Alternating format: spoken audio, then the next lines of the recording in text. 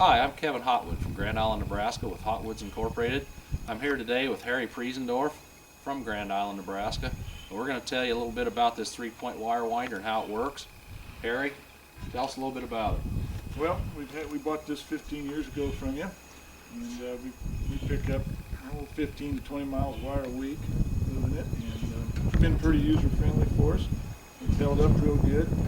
We've done some modification work on it to meet our needs. Got some holes, handles here to grab a hold of the wire spools so we can pick them up. We're getting around that 100 pounds on there, which is about all you want to pick up. Harry's putting 2 miles of smooth wire on each one of these reels before he decides that that's what he puts on to fill the reel, and that actually fills it to the bottom of these slots that you see here that he cut out for the handles he was talking about. Harry's done a lot of stuff with us in the shop there. He's brought it in and we've helped him with some of these kind of things he's talking about, and we do that with every one of our customers. If you need something special, we'll do it for you. We've got a terrific fabrication man that's in the shop that can make just about anything you want.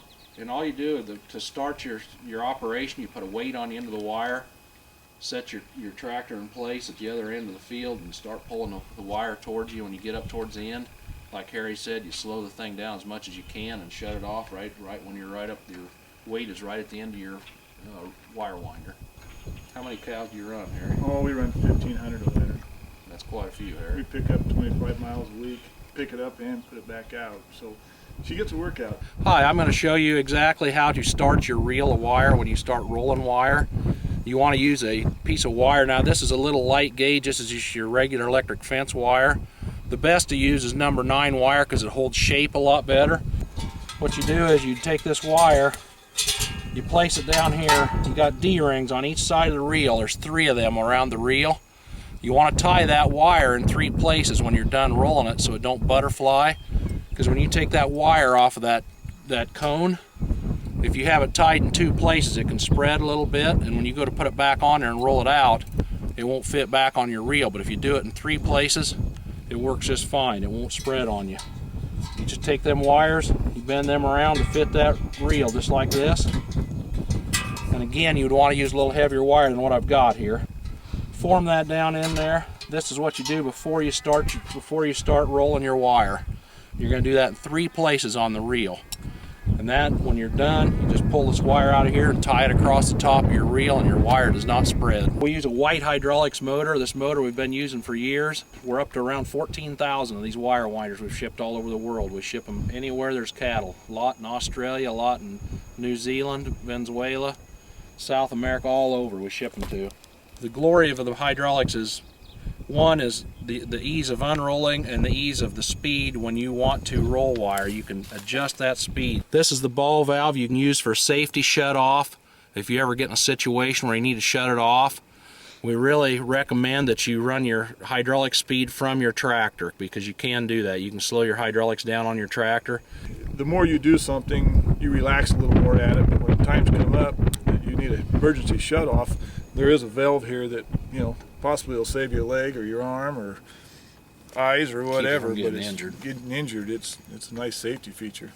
It's located in a real nice place because you're back here working anyway, so you can hit it real quick and turn it on and off, and it's just a good feature. You can run it on any size tractor. We've got category 1, category 2, category 3.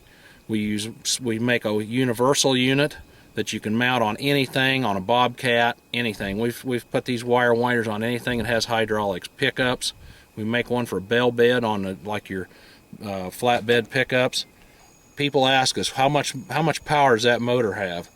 Basically, that motor, if whatever oil pressure you put through it, if you put it on a 150 horsepower tractor, you're going to get more torque and speed out of it than if you put it on a 30 horsepower tractor. That's how hydraulics work. It will work every time. It just depends on what you've got for a power unit. One of the things I'd like to talk about on our shaft, right here you can see where this shaft runs through this tubing. We use a moly impregnated poly bushing. That bushing, it just lasts forever. Harry reels up how much wire? We do about 20. We roll up 25 miles a week and lay it back out. How often do you get those bushings from us? Maybe once every couple of years? Yeah, We're in a sandier conditions over here, and we're in the snow and the water, and we get dirt flying around back here, and you know the sand and the dirt wears a little bit on stuff, but it is real easy to take apart. It'll probably take you 15 minutes to take this apart and rebuild it, and you're back going. We have a Lovejoy coupler here that goes between the shaft and the motor. It has a rubber shock spider in it that takes that initial shock out of when you first start your wire roller up, which helps a lot. It's always important to start your wire winder slow and stop it slow, because when you get 2 miles of wire on a smooth wire on this reel, it's going to weigh upwards of 100 pounds. And when you stop it at a dead stop, all that inertia has to go somewhere. And you can damage that coupler, and that doesn't matter if you put a coupler in there that's big around your leg. That inertia has to go somewhere. So it's very important to always start slow and stop slow.